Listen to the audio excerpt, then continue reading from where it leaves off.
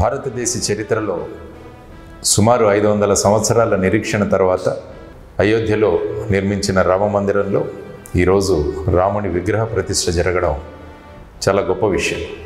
ఈ సందర్భంగా దేశమంతా కూడా ఎంతో ఉత్సాహంగా పండుగ వాతావరణంలో అందరూ ఈ కార్యక్రమంలో పాల్గొంటున్నారు.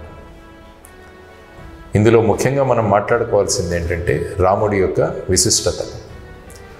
రాముడి గురించి ఎప్పుడు అనుకున్నా కూడా రామరాజ్యం గురించి మాట్లాడతాం. మనం రామరాజ్యం అంటే ఏంటి అన్నది కూడా మనకు స్పష్టంగా తెలియాలి. రామరాజ్యం అంటే ఏ రాజ్యంలో అయితే ధర్మానికి కట్టుబడి ఉంటారో అది రామరాజ్యం.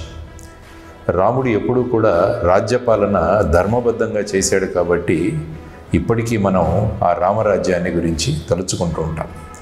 ఆ తరువాత రామరాజ్యం అంటే పాలకులు ప్రజలకు అందుబాటులో ఉండడం, ఇదొక ప్రధానమైన విషయం. అందువల్ల పాలకులు ఎప్పుడైతే ప్రజలకు అందుబాటులో ఉంటారో ప్రజా సమస్యలు తీరి ఆ రాజ్యం రామరాజ్యంలాగా మారుతుంది అన్నది కూడా మనం గమనించాలి. ఆ తరువాత రామరాజ్యంలో ముఖ్యంగా రాముడి యొక్క విశిష్టమైన తత్వం ఏంటంటే అందరి నుంచి నేర్చుకునే తత్వం. నేను అధికారంలో ఉన్నాను, నేను రాజుని అని ఎప్పుడు కూడా రాముడు అనుకునేవాడు కాదు. నేను ప్రతి ఒక్కరి నుంచి నేర్చుకోవాలి అన్న తత్వాన్నే రామతత్వం అంట. అదే రామరాజ్యంలో కూడా మనకు తెలిసింది.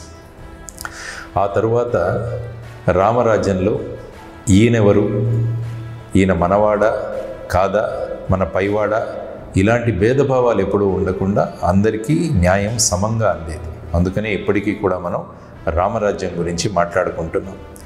తరువాత ముఖ్యంగా ప్రజలలో చొచ్చుకుపోవడం, ప్రజలలో ఉండడం, ఇది కూడా రామరాజ్యం యొక్క ప్రధానమైన లక్ష్యం. అందువల్ల ఈరోజు జరుగుతున్న ప్రాణ ప్రతిష్టతో ఈ కార్యక్రమంలో పాల్గొంటున్న ప్రజలందరూ కూడా మనం ఈ రోజు నుంచి రామరాజ్యంలో ప్రజలు ఎలా ఆనందంగా జీవించారో ఆ విధంగా మనం కూడా జీవించాలంటే మన పాలకులు రామతత్వాన్ని అనుసరించి ఆ రామరాజ్యాన్ని తీసుకురావాలి అన్నది ప్రధానంగా మనం గమనించాల్సిన అంశం. ఆ తర్వాత ముఖ్యంగా యువతరం కూడా రామతత్వాన్ని, రామరాజ్యంలో ఉన్న విశిష్టతలను గమనించి ఆ విధమైన ప్రభుత్వాలు ఏర్పడాలి అని వారందరూ కూడా కోరుకోవాలి. అందువల్ల అటువంటి నాయకత్వం యువతలో నిర్మించడానికే జై భారత్ నేషనల్ పార్టీ యొక్క ప్రధానమైన లక్ష్యం. సో ఆ విధంగా ఆ ఆలోచనలతో మనమంతా ముందుకు వెళుతూ రామరాజ్యాన్ని తీసుకొచ్చే సంకల్పనలో జై భారత్ నేషనల్ పార్టీ ముందుకు వెళుతోంది. ఇదే జై భారత్ నేషనల్ పార్టీ యొక్క లక్ష్యం కూడా.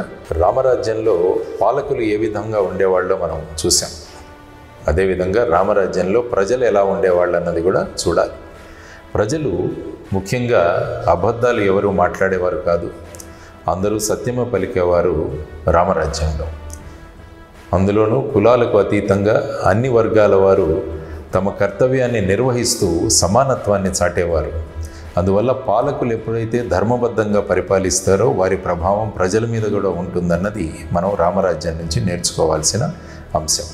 అందువల్ల శ్రీరామచంద్రుణ్ణి ఒక దేవుడిగా కాకుండా ఒక మనిషిగా చూస్తే ఒక మంచి సుపుత్రుడు, ఒక మంచి సహోదరుడు, ఒక సౌశీల్యం కలిగి ఉన్న సద్గుణ సంపన్నుడు, ఒక రాజుగా, ఒక నాయకుడుగా, ఒక రాజుగా, ఒక నాయకుడిగా ఆయన్ని చూస్తే అన్నింటనూ సమర్థుడు, సహనశీలి, క్రియాశీలి.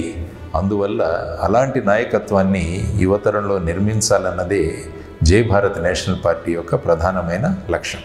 రండి అందరం కలిసి మనలో రామతత్వాన్ని, మనలో ఆ విధమైన గుణగణాలను పెంపొందించుకుంటూ ఒక చక్కని సమాజాన్ని అందరం కలిసి ఏర్పరుద్దాం. అందులో జై భారత్ నేషనల్ పార్టీ అన్నది ఆ విధమైన సమాజాన్ని, ఆ విధమైన పాలకులను తయారు చేసే దిశలో ముందుకు వెళుతోంది. అందరికీ శుభాకాంక్షలు.